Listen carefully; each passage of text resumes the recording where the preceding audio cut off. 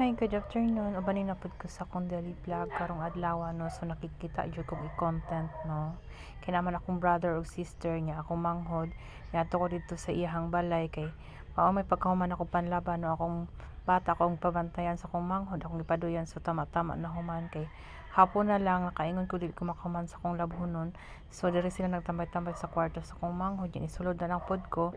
Nakita na ko ni si Papa nga nagtaod sa mga wirings, siya gid ang kuan nagtaod ani no, sugod sa mga nagtiltil. So dako kaayo gila sa akong manghod no, kadili na siya mo bayad og mga electrician or mga lineman kay kuan si Papa kabalo mandaan siya no. So swerte kaayo nga among amahan kabalo magtaod og kanang mga electrical wirings kani mga kuryente nga suga no. So si Papa lang mag-amat-amat ani no, yang hinahinayan no para makalis po si brother dili kayo gasto. So si Papa lang maghinahinay ang nagwiring sikan sa pagtiltil. So kuan kaayo dako jud kay advantage. So pagkahuman diri sa sulod kay na abot pud si Mama while nagkuan si Papa diri nag-video ko. Akong gipagunitan si Bibi kay Mamang. So si Mamang tingala ko namingaw, so nakatulog dahil si Mamang kay kani si Mama kanang murag kanang insomnia usay gabi dili siya katulog og tarong. So tingala ko namingaw ko mga ang bata mangha. So pagsulod na ako natulog gid si Mama niya. Di gid masaligan si Mama sa kuan kay kanang tigulang na pud si Mama niya, makalimot siya niya ang bata na estapad. So basin mahulog unya. Sigo pangayo og merienda sa akong mga igsuon ko pamalit mo dira kuan niya akong binuangan akong manghod nga patilawat sa imong yenbe kay bagong abot ihamba na niya. Komedya ra gud ako anya akong manghod. So nangayo og merienda, pameriendahan niya si Papang kay nagtrabaho. So pagkataod-taod ana na malit sila ato sila palengke, nagguyog, nagmotor na sila. Unya abi ko unsa ilang gipalit niya. Abi ko kanang dili ko makakaon ko pagpalit ng merienda nga pwede ko makakaon no. So pag uli nila ice cream man ilang dala og kaning unsay pangalan ani custard cake or leche flan.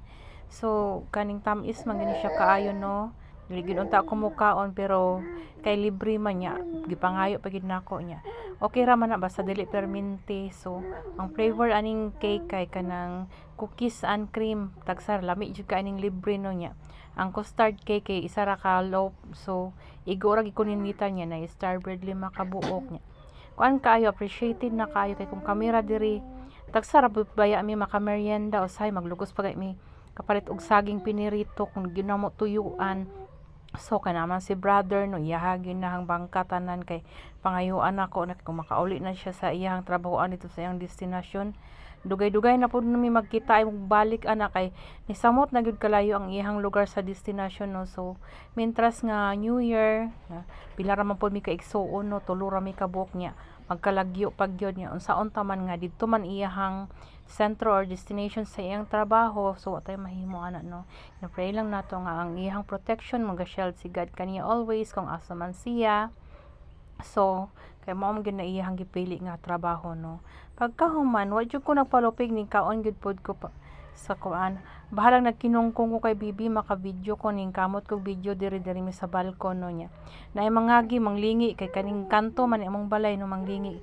Kay kuan usahay kay naandan mag usa tawo nga way tawo ning balay sa akong manghod. So natingala siguro sila nga nabibo mig kadigot kay yan na syempre makatapok mi tulo ka igsuon. Ya pagkahuman kani sila Mama kay kuan pa mo punit to nagpasuok ko ayaw mo kaulas sa imong mga anak nga gagmay char. So pagkahuman